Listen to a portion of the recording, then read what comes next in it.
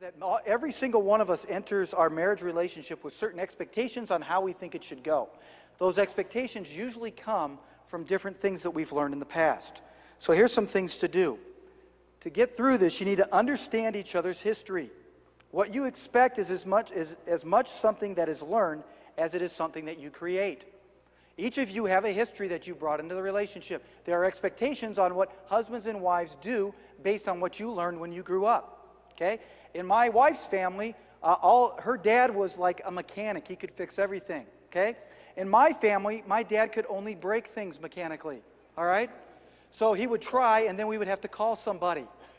So he finally learned if I call somebody first, it's a lot less of a pain and cheaper. All right? So I didn't learn a lot mechanically. We get married, she assumes I'm supposed to do all this mechanical stuff.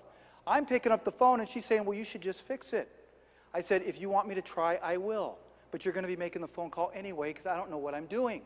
All right? I just never learned. Well, there are certain expectations that we bring based on our history. It doesn't make either of them right or wrong, but we need to understand, or otherwise we start having conflict over what we think the other person should be doing. The other thing is, don't hold a double standard. If you have high expectations for your spouse, you should expect high expectations in return.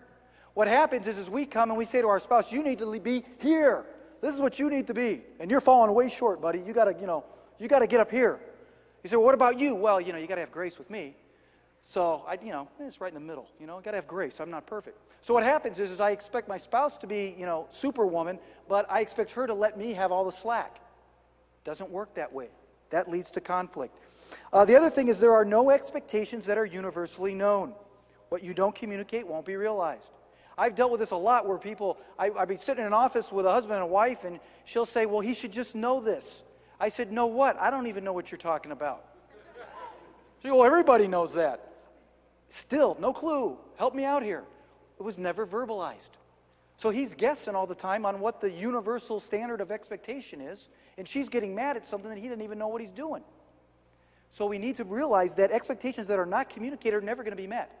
If you have an expectation that you're holding back, it needs to be talked about. The next is not all expectations are realistic. Just because you have an expectation doesn't mean it's a realistic one. You've got to hold those loosely and be willing to let those go for the sake of connecting with your spouse. So here's some ways you can